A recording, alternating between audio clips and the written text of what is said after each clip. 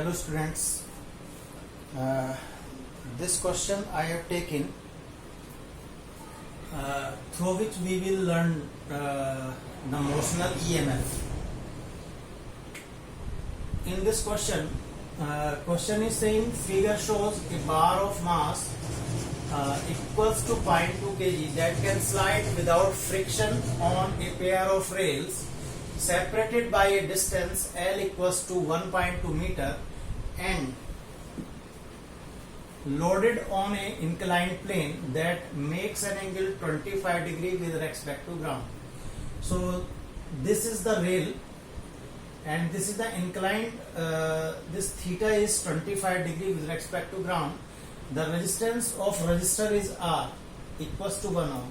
So this resistance R is given 1 ohm and a uniform magnetic field of this magnitude B equals to 0.5 Tesla is directed downward perpendicular to ground. So this magnetic field is given. This is directly downward perpendicular to ground. इस ground के perpendicular है means इस तरीके से है और the entire reason means इस पूरे सिस्टम के around through which the bar moves with what constant speed v does the bar slide along the rails. So इस क्वेश्चन में मुझे I have to find out the velocity v कि किस velocity v से ये बार slide हो रहा है along the rails. So you can pause the video and you can try it out. So for the space I am rubbing the question and before the attempting the question हम लोग analyse करेंगे.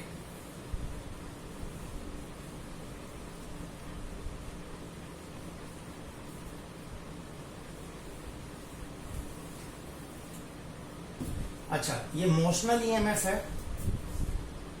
इस motional EMF में हमें क्या क्या find out करना होगा. इसकी वेलोसिटी निकालने के लिए magnetic field perpendicular to the ground है बट यहां पर इस इंक्लाइंड प्लेन पर इस तरीके से डायरेक्टेड है. So this is making the same angle theta with the normal.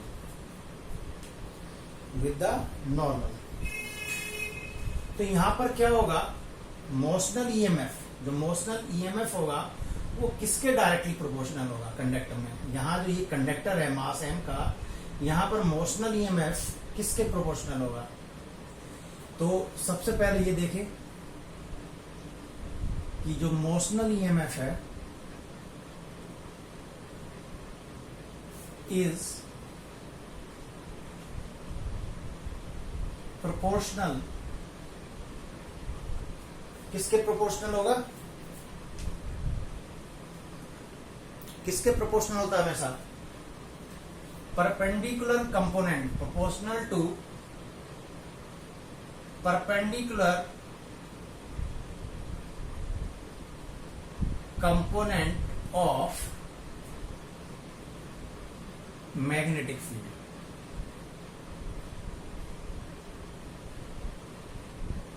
अच्छा, अब हमने ये देखा कि motional EMF is proportional to perpendicular component of magnetic field.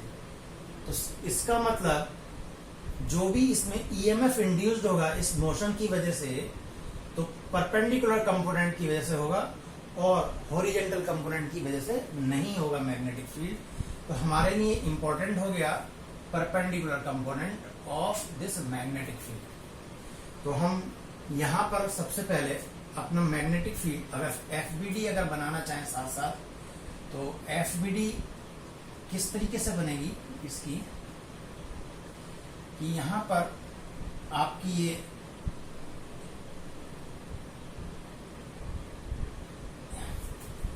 अगर इस मास m को कुछ समय के लिए मैं पॉइंट ऑब्जेक्ट ले लूं और यहां पर अगर ये मैग्नेटिक फील्ड लूं,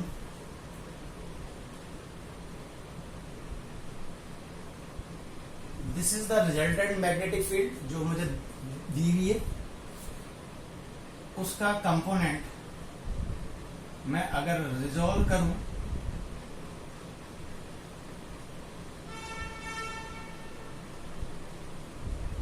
तो this will be the theta, so this will be the perpendicular component and this will be the velocity which conductor is moving. ठीक है, तो इसी के अलोंग मेरा horizontal component of magnetic field रहेगा। तो अगर इसको दोनों कंपोनेंट को रिजॉल्व करो तो बी परपेंडिकुलर कंपोनेंट हमारा क्या आएगा, that will be B cos theta and this horizontal component will be B sine theta. तो एक बात तो हमने रिजॉल्व कर ली है, ठीक है, एक बात तो हमने यहां पर एनालाइज कर लिया कि जो भी कुछ मोशनल ईएमएफ होगा वो proportional to this B cos theta की वजह से होगा। जब ये मोशन करेगा तो इंड्यूस्ड ईएमएफ तो डेवलप होगा, उस इंड्यूस्ड ईएमएफ की वजह से एक इंड्यूस्ड करंट भी डेवलप होगा। तो उस इंड्यूस्ड करंट की डायरेक्शन फाइंड आउट कर लें। उसके लिए हम right hand palm rule use कर सकते हैं। तो ये जो थंब है, ये थंब मैं वेलोसिटी की डायरेक्शन में थंब करूंगा और मैग्नेटिक फील्ड जो मेरा ये है इसकी डायरेक्शन में ये अपनी फिंगर्स करूंगा और जिस डायरेक्शन में मेरा ये पाम इंडिकेट करेगा उस डायरेक्शन में मेरा इंड्यूस्ड करंट की डायरेक्शन, ठीक है। और चलो अब अप्लाई करते हैं। तो this thumb is in the direction, ठीक है, और वेलोसिटी ऐसे देखो कि thumb is in this direction, velocity direction, और this hand is in the direction of magnetic field. So the palm is in this side, so this will be the high potential, or I can say this will be the positive potential. This will be positive, so this will be negative. So current will flow in this direction. So current will flow in this direction and will go like this, like this. This current I will go like this. अच्छा, अब इसमें क्या होगा फिर, यहां पर induced EMF निकाल लें। सेकंड कि इंड्यूस्ड ईएमएफ किसके इक्वल होगा। फिर हमें पता है परपेंडिकुलर कंपोनेंट की वजह से बी परपेंडिकुलर, ठीक है, और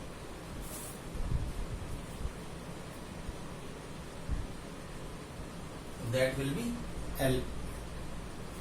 तो इंड्यूस्ड ईएमएफ, ये सेकंड स्टेप में मैंने इंड्यूस्ड ईएमएफ कर लिया और बी परपेंडिकुलर हमने पहले ही रिजॉल्व किया था, तो that will be B cos theta into L, ठीक है।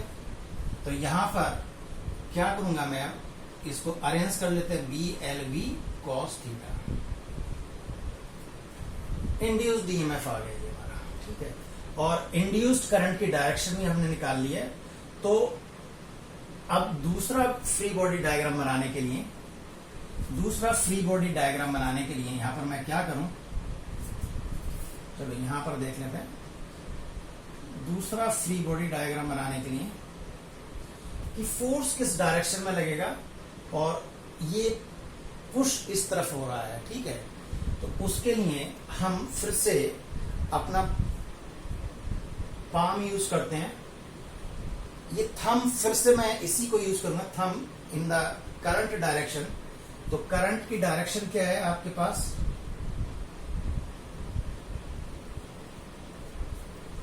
करंट की डायरेक्शन है ये, और और मैग्नेटिक फील्ड परपेंडिकुलर इनसाइड है तो फोर्स किस साइड लगेगा हमारा, ठीक है। तो इसके लिए फिर से मैं इसी को यूज कर रहा हूं, राइट हैंड पाम रूल को। तो the thumb will be in the direction of this current and this finger, or you can say like that this is this, so this palm is indicating that this is the force. So if I will draw the force in which direction, so suppose this is the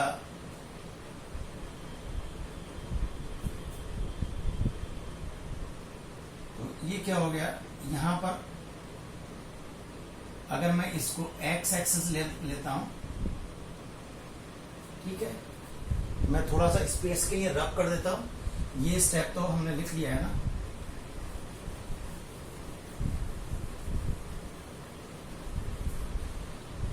तो suppose ये हमने x axis ले लिया और इसको मैं अगर Y axis ले लेता हूं, ठीक है। अब हम फ्री बॉडी डायग्राम किसका बना रहे हैं, इस कंडक्टर का बना रहे हैं, ठीक है। इस कंडक्टर पे फोर्स किस साइड लग रहा है, तो force will be, magnetic force will be in the left of, और इसको अगर मैं कहूं कि ये मेरा इस समय ओरिजिन है, तो ये लेफ्ट साइड में लगेगा, एक्स एक्सिस के नेगेटिव डायरेक्शन में आएगा। और यहां पर मास था कंडक्टर का, तो मास यहां पर आपका क्या होगा, this will be the normal reaction of the conductor. Normal reaction को भी रिजोल्व कर लेते हैं हम लोग। So if this will be theta, तो this will be N cos theta, और this will be N sin theta. तो ये एन cos थीटा हो गया, ये एन sin थीटा हो गया। अब हम अपनी इस फ्री बॉडी डायग्राम से we have to write down our equations, और जहां पर हमें इंड्यूस्ड ईएमएफ पता था, यहां पर क्या लग रहा है, B L B cos theta. So the induced current is induced EMF upon R, and that will be BLV cos theta divided by R. So this I, the current I will be this.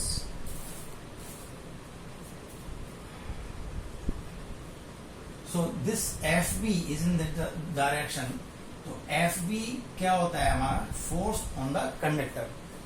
So we know that this is B perpendicular I L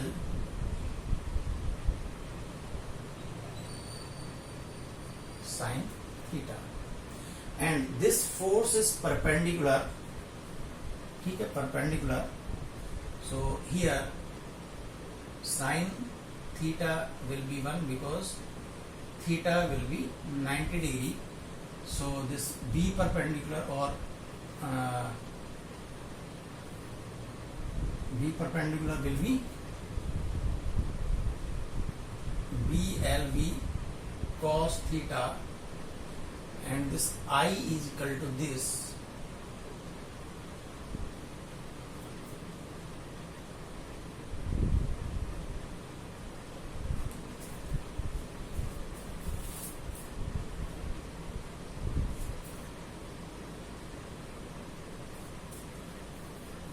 BLV or cos theta. This I am placing this I here, and this L, this is also L, BL V cos theta, and this divided by R, or I can say BL square V cos theta divided by R. This will be my FB.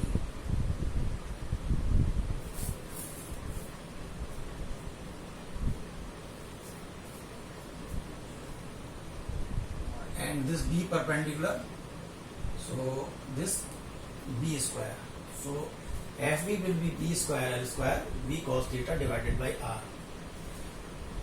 Now according to this, अगर हम लिखें तो क्या होगा, this is in the negative direction, so this minus F B plus N cos theta equals to 0, और from here N cos theta equals to F B. Hence FB is our here B square L square V cos theta divided by R. So this will be n cos theta. This is my first equation. अब along the y हम लोग कर लेते हैं, और एक ये और था, this will be mg. ठीक है, mg. So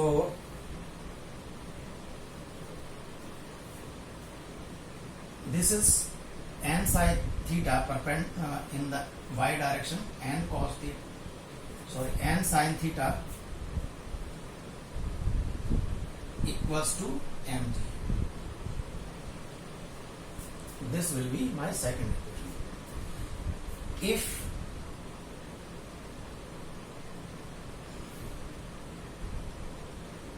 सेकेंड को फर्स्ट से अगर मैं डिवाइड करूं, दिस सेकेंड इक्वेशन को अगर मैं फर्स्ट से डिवाइड करूं तो क्या होगा मेरे पास. मैं स्पेस के लिए थोड़ा सा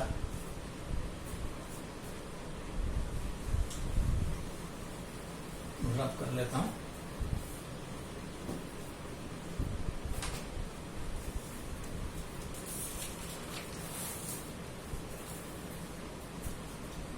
So this will be n sin theta equals to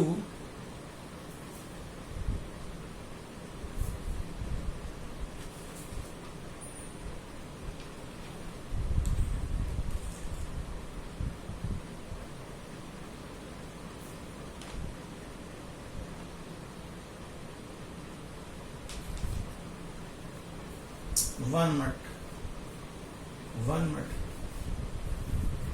There will be some mistake from my side. This will be not this cos theta, this will be n sin theta, and this component resolving is n cos theta. So this will be n sin theta, n cos theta, and this will be here n sin theta. Now here also some changes. The first can be divided by second. तो यहाँ पर क्या होगा, this n sin theta divided by this n cos theta equals to b square L square v cos theta divided by R divided by n. So this n and n they'll get cancelled out. So here this will be tan theta equals to b square L square v cos theta divided by R into mg.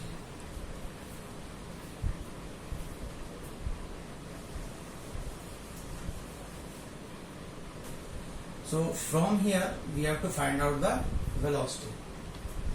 तो यहाँ से velocity अगर हम निकालें तो that will be R into mg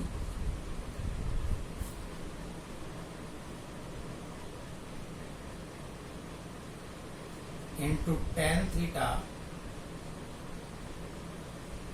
upon b square L square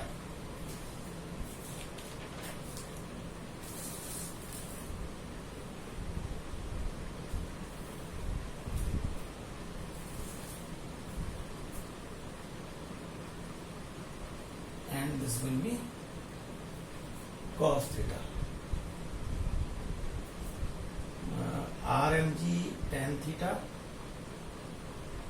this will be here V square L square, this will be cos theta,